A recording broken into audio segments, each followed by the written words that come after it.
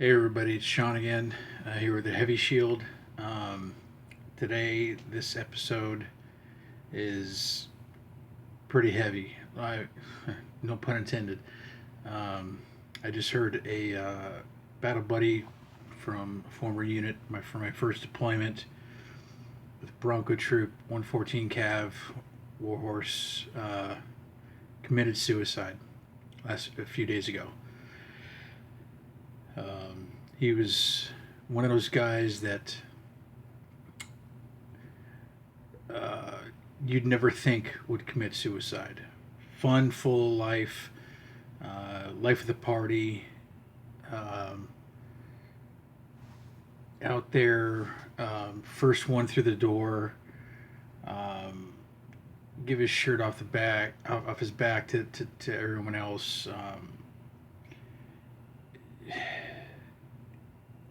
Up until he committed suicide, from everybody I've talked to, old battle buddies of mine. No one knew he even had any problems. So he was super good at burying his issues, apparently, at least from his friends on Facebook. And I don't know how he did with his family, but usually folks like this, or if they're good at hiding from one person, they're good from hiding they're good at hiding their issues from everybody else. Um, Came as a shock to everybody. Um, so this issue, I know I haven't talked about suicide in the last few episodes. Been talking about more of the general issues, dealing with PTSD, trying to reintegrate to civilian society. Um, but this was kind of a stark reminder that this is yet another issue, serious issue, huge issue with PTSD is suicide. And so I want to take this opportunity to commemorate this episode to my battle buddy. I haven't talked to his family yet, so I don't want to mention his name. Even though it was a few days ago, his family obviously knows. It's not like I'm spoiling anything, but I haven't talked to his family yet, and haven't got their permission to mention his name. Um, but to commemorate this episode in his memory, in the memory of all those that we've lost to suicide. It is a tragic uh, episode in a long history of military service. And unfortunately, at the risk of sounding cold and callous, my um, my feelings don't go out to the person that committed suicide, but it goes out to the family and friends they left behind. Because, in my opinion, it is the ultimate, ultimate selfish act. There's a common term for suicide, not just in the military but in the civilian sector. It's a permanent solution to a temporary problem.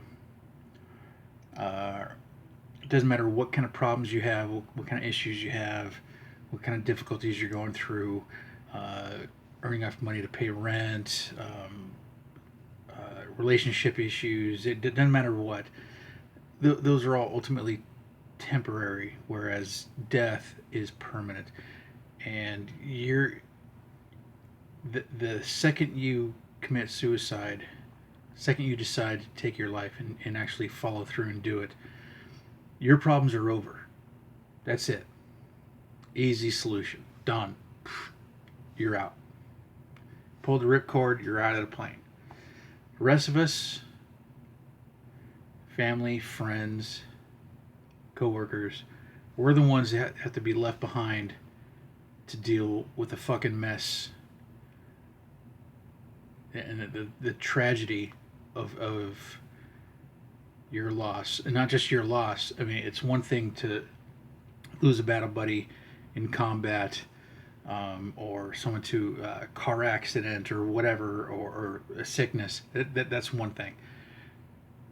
But to lose somebody or through suicide is just pointless, wasteful. So many of those kind of adjectives just run through your mind. Just why? And like I said, in my opinion, it's the ultimate in selfish acts. Your problems are done. Ours are just beginning, and they are forever until the day we die. Um, and like I said, at the risk of trying to sound like I'm trying to shame people that are thinking about suicide, or they're at that point where suicide they think is their only option. Hey, if that fucking works, then goddamn it, I'm gonna fucking shame the shit out of you. Fuck you. You're a selfish piece of shit. Your problems are done. The rest of us, we're only just beginning. Especially if you don't tell us there's a problem. I can't fix a problem if I don't know there's a problem. Share with somebody that you have problems. We all have problems. Um, in we're not only left with questions, but we're also left with guilt. Um, the guilt of should I have done more? Should I have known more? Why didn't I see this coming? Why couldn't I have recognized the symptoms? I mean, there's all kinds of usual symptoms, and if you've been in the military for 3 weeks, you've had 6 suicide prevention classes. The classic symptoms are people giving away, their personal belongings, not giving a shit about topics that they normally care about, distancing themselves from family and friends, shit like that. And so when somebody, especially like this, and the situation with my old battle buddy, when it comes out of nowhere, you're really left with those of us left behind. We're really left with a lot of guilt because it came out of nowhere. Nobody saw. Everybody I've talked to on Facebook, a lot of guys from my old unit, family members, I've seen on posting stuff, came out of nowhere. Nobody knew that they're having issues. It was a real shock. So, like I said, we can't fix a problem if we don't know there's a problem. So the first thing is if you get to the point where if you're thinking suicide might be an alternative to whatever, the solution of whatever problems you're going through, it doesn't matter, relationship, monetarily, maybe you got fired from a job, doesn't matter. Talk to somebody. There's always somebody you can reach out to. Family, friends, disinterested third parties like counselors and mental health folks. Um, Jesus Christ, man, just come up on a net, pop a red flare, and let somebody know. Um, the real tragic thing with this specific incident that kind of drove me to do this episode is it really came out of nowhere, for at least, like I said, from what I've been hearing. I'm not going to say it's on everybody else, friends and family, to look for danger signs, and I mean, some folks don't show danger signs. Like I said, the classical signs of giving away prized possessions. Hey, you want my rifle? Cool, here you go. Hey, you want my dog? Here you go. You want my car? Here you go.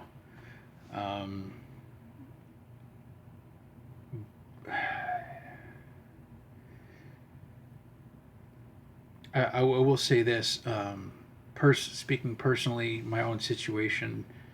A few years ago, I was living in Washington State when I left active duty.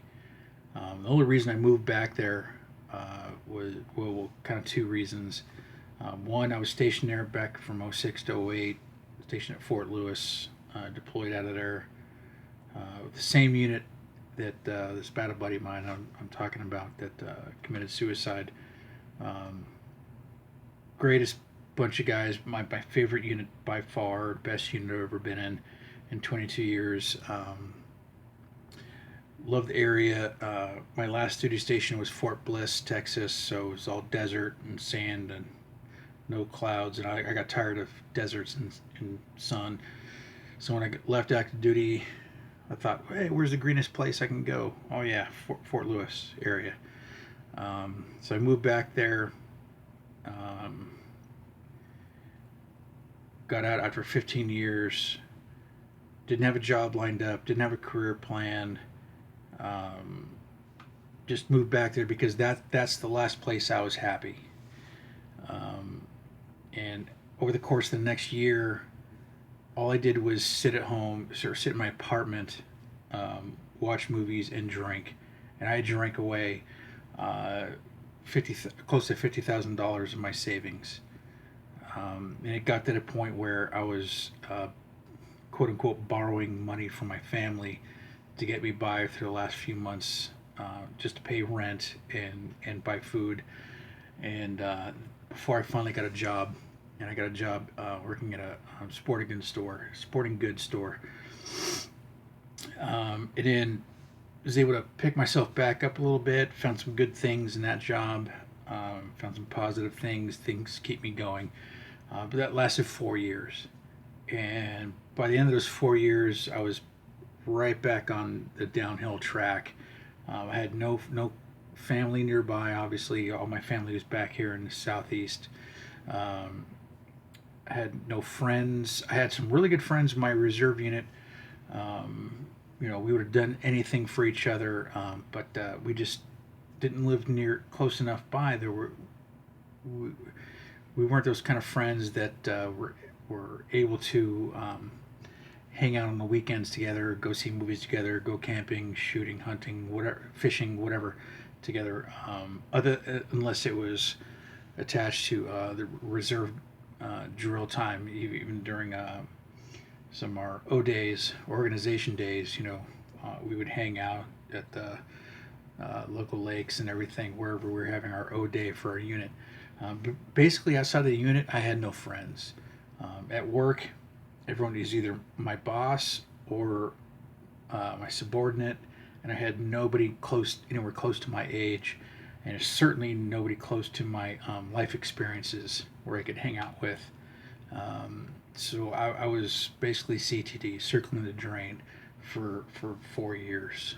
Um, and near the end of that, like I said, I was running out of money because I was spending more and more money on booze, um, just in a cycle of depression. Um, and I did get to the point where I started thinking more and more about suicide. Not suicidal ideation. I wasn't like making plans, but every single one of us thinks about suicide at one point or another.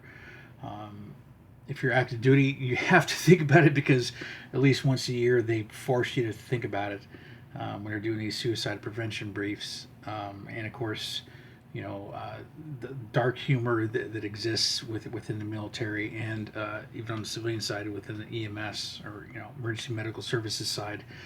You make jokes about it. It's like if you see something that's just horrible, like you see some dude's ass in a movie, you're just like, oh my god, I want to wash my eyes out with buckshot.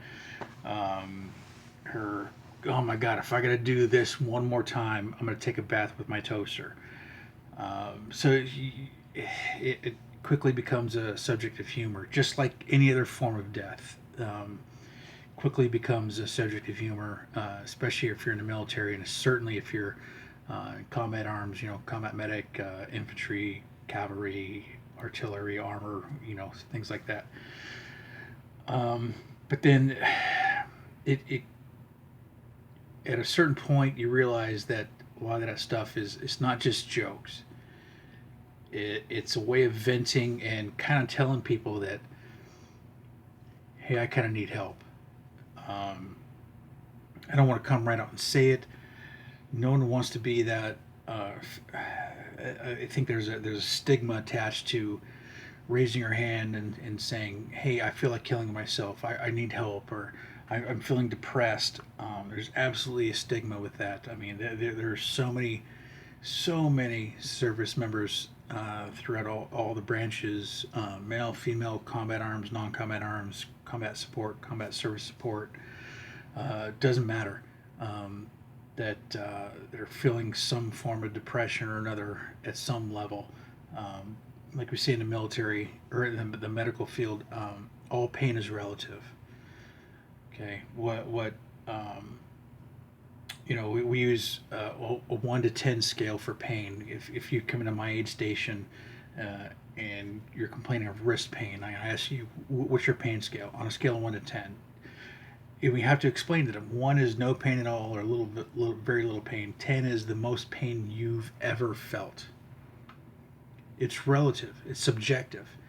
It's not an objective scale. It's not 1 is 1 and 10 is 10. It's what is the most amount of pain you've ever felt. That is the 10. Um, and so it's kind of like that with depression. Some people, I've known people that committed suicide that have never gotten outside the wire, even though they've deployed. They've only spent 10 months in Kuwait. They've never gone actually forward into Iraq or Afghanistan. Um, it doesn't matter. Honestly, it doesn't matter if you're on the front lines or if you're back in the rear. Um, for me, I've deployed 4 times, and I've been a combat medic all 4 times, and I've been on the front lines and kicking in doors and been there with the door kickers and had artillery fall right next to me. Sniper rounds whiz past my ear. I've been really close to death a lot of times, and for me, I was used to that. Yet somebody else that's in I don't want to say lesser situation, but say they only got as far as Kuwait and they're doing admin stuff. They may have different stressors. They may just you know just their spouse may have just given, or their wife may have just been giving birth to a brand new child back at home, and they got to leave when their child's a month old, and they're going through that stress of being separated from their family and their newborn child. They may have just had a family member die, either just before or during the deployment. So it's a lot of us that have actually been downrange and been on the two-way range tend to look down on folks that have not, and especially folks that have not been on the two-way range that claim PTSD or PTSD related benefits, especially depression, stuff like that. But honestly, it's all subjective. It's whatever you're going through. It may be the worst thing you're ever going through, and that is the worst day of your life. And no one can take that away from you. Honestly, I can't sit here and compare my worst day and your worst day and say my worst day is better, and here's how I'm doing. Therefore, you should be doing better. Fuck you for feeling worse than I am or feeling like you should kill yourself. Fuck you. You're a pussy. Whatever. That's just completely, that math doesn't add up. There is no hard and fast rules when it comes to PTSD and depression. There's no comparing your story to somebody else's. Your story is your story. So my solution was I was circling the drain, like I said, back in Washington, and it got to the point where I was about 3 weeks away from being evicted and being homeless. So I had to call my brother back here in South Carolina. I basically pulled the ripcord. I said, popped a red flare. I said, hey man, you gotta come get me. I need help. Um, Here's where I am at monetarily, job wise, mentally. I need out. I gotta get out. I need help. And luckily, I had somebody. I had that lifeline. And when I called him and told him that, it was about a 10-minute conversation. And within within 3 days, he was on an aircraft flying from South Carolina to Washington State, and had already rented a U-Haul truck online, and we packed everything up. He picked it up, picked up the U-Haul truck after I picked him up from the hotel or from the airport, and packed all my shit up overnight. Like it was, and we were gone the next morning. He got to my apartment, say around 2 or 3 in the afternoon one day. We were gone by 07 the next day. Gone, like fucking ninjas, driving cross country from Washington State all the way to South Carolina. It was an awesome road trip. We had a lot of good time reconnecting. We're best friends, have been ever since we were little kids. But I had someone to reach out to, and thank God he came through. Because if I didn't have Josh to reach out to, I don't know who else I could have reached out to. I might be homeless now. I might be dead now. I don't know. So thank God I had somebody to reach out to. And my point is, you all have somebody to reach out to. At the time, I thought Josh was the only person I could have reached out to. And I guarantee you, if I'd gone on Facebook and gone to a couple groups that I'm a member of, including this unit I'm in, where my old bad buddy killed himself. We have our own face group page. If I had reached out and I said, "Hey man, I need help. I need help moving. I got to get out of here. I'm in a bad situation. I'm weeks away from being homeless, and I think I have no other recourse. I think I might kill myself. I got to get back to South Carolina or back to somewhere, or I have family, or I need help." I guarantee you, dozens of dudes would have fucking replied and offered to help me out. I had a fucking swarm of at least 8 dudes that still lived in that area around Fort Lewis that it would have swarmed to my position to help me out. And you all have that. You all have some version of that. May not be 8 dudes, may not be 12, may not be 40, may only be 1. You never know until you reach out. Try. It's like anything else. Worst thing they can say is no, right? You see an attractive person at the bar and you want to ask him out on a date or ask him if you can buy him a drink, and you're scared about doing it. What's the worst thing that can happen? Say no? Fuck it, move on. Right? Move on to the next one. Ask.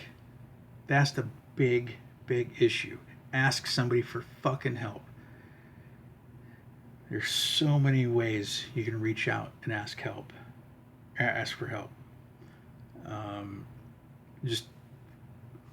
There are places online you can reach out. Just fucking Google suicide prevention. You get 10 million fucking responses. Different agencies that you can talk to. Talk to your chaplains. You can talk to your unit chain of command, battle buddies, men and women to your left and right, family members.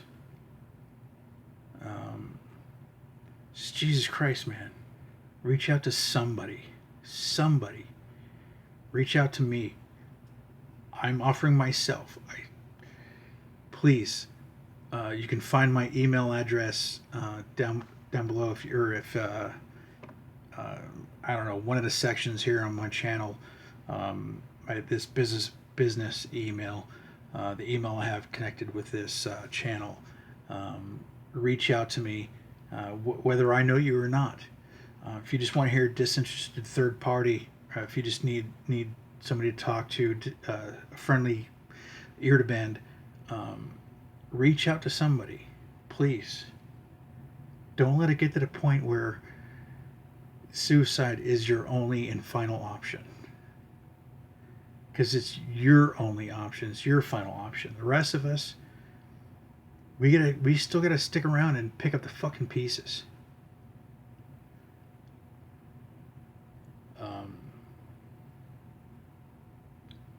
You're only hurting us. You're not hurting yourself. So please reach out to somebody. Again, please subscribe to the channel and like this video. It's the only way YouTube will spread the word that this channel exists for other folks. I hope I've been helpful. And if nothing else, if it helps nobody else, at least it helps me. This is kind of my therapy. Like I've said in one of my other videos, this is my therapy. Being able to talk about subjects like this and share my own experiences. So if you want to help anybody else, please subscribe to my channel, like the video, and help spread the word. Fuck this channel. If all you get away from this is that you're able to recognize symptoms, or if you yourself are feeling suicidal and this video kind of encourages you to talk to somebody, fuck subscribing or liking. Just as long as it helps somebody, that's my goal. So again, hope this has been helpful, and I'll talk to you guys on the next time. Thanks. Bye.